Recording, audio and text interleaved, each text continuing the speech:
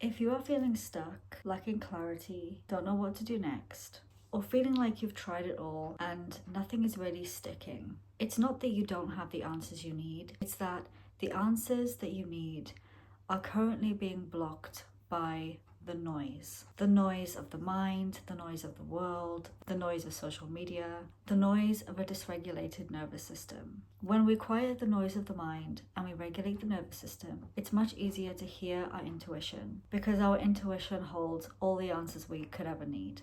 Even if you don't feel like you know what the answer is, I promise you, somewhere inside your subconscious, that answer is lying there. And your intuition has been trying to tell you this whole time. But if the static of life is too noisy and too great, how are you supposed to hear it? So in this video, I'm going to talk about the brain part of my body-brain method that I have been using to manifest. It's the method that has gotten me BTS concert tickets without trying, extra money, as well as job opportunities, and just being extra lucky. So let's get into it. Now, caveat to this, all of this is dependent on having a regulated nervous system. I talked all about how to regulate the nervous system in my BTS concert ticket video. I will link that up in the card. Without that, this stuff probably won't get you very far. So the first thing I want to say is that if clarity is what you're lacking, if you feel like you just don't know what to do,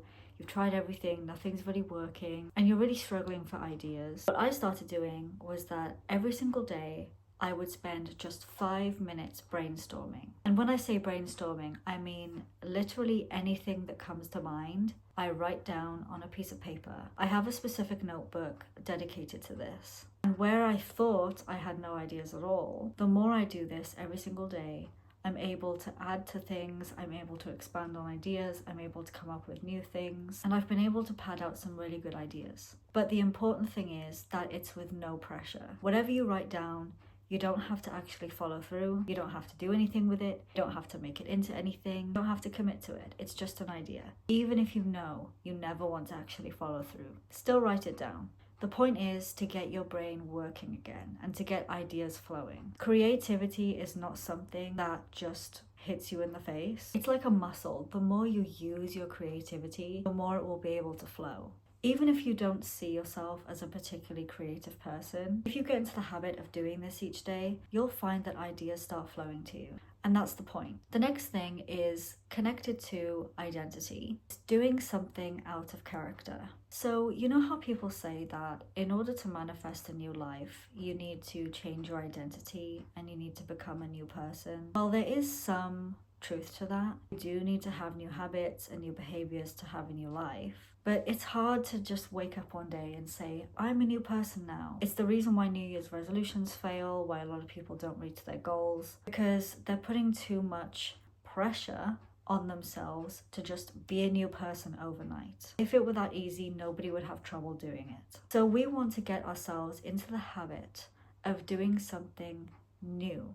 And what I do is I aim to do something that's out of character every week. And this doesn't have to be something crazy, by the way. This doesn't have to be something that requires a lot of time, energy, or money. One of the first things I did that was out of character was I went into town, I bought a magazine, I just sat in a coffee shop and read it cover to cover on my own.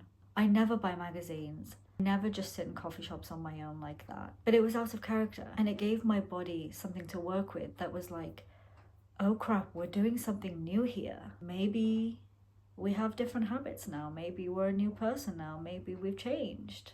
And of course, this won't happen the first time you do this. It's building that skill. It's something that builds up over time. The more you do something that's just a little bit different than you normally do, go out of your comfort zone just a little bit more, that is teaching both your subconscious mind and your nervous system that not only are new things good and they are safe, but also we do new things now. We are not the same person we were before. And it's a really good way to kind of sidestep the identity shifting process, kind of go at it from the side door rather than try to think your way to a new identity. Because as I've explained in all my other videos, that is incredibly exhausting and it gets old real quick. The next thing, kind of in the same vein, is learning new things. Once again, doesn't have to be anything crazy. Doesn't have to be anything super complicated or difficult. It could be just a small skill. Learning how to shuffle cards, juggle, how to cook a particular dish. It could be anything. It could be something so simple. But learning is something that not only does it keep the brain healthy, because it keeps your brain working and being challenged, but again, it kind of comes at that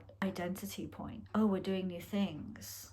We are injecting our brain with new information. Are we changing? And because it is so low stakes, it doesn't trigger your nervous system in that way because it is so small, then you're teaching your nervous system bit by bit that newness is safe. That's exactly what we want. The next thing is doing something that quiets your mind. And this is what will help your brain be less overwhelming to live in.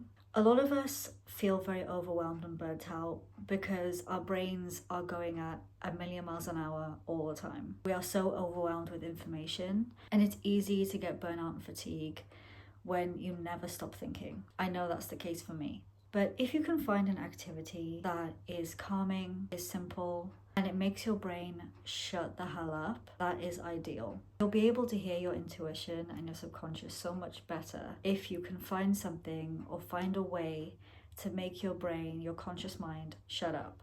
For me, my brain shuts up when I'm cleaning, when I'm cooking, and when I'm doing something that requires using my hands. So like a small craft or knitting or something like that. But ideally, this thing that quiets your mind should be something that is easy on the nervous system. I know a lot of people really like to weightlift, and that really quiets their mind, but heavy weightlifting can be very taxing on the central nervous system. Ideally, when we do this stuff, we want to do things that will calm our nervous system down rather than activate it. So doing something like a super taxing physical activity or something that activates your fight or flight, like watching a really scary movie or something, is probably not ideal. Doesn't mean you can't do those things ever. Try to make the calming things more of a priority. And the last thing is what I'm calling exposure therapy. The point of this is to expose yourself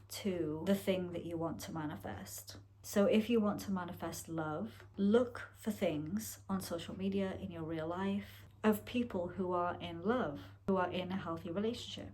Look for it when you're out and about. If you see someone saying I love you, a couple holding hands, a parent with their child, any expression of love, just start looking for them. Because then this primes your subconscious mind to change the lens that you're looking at life through. Do you notice how when you learn a new word or you buy a new car, you will start seeing that word or that car everywhere you go? Well, that is your reticular activating system. When you start focusing on something, you will start seeing it everywhere.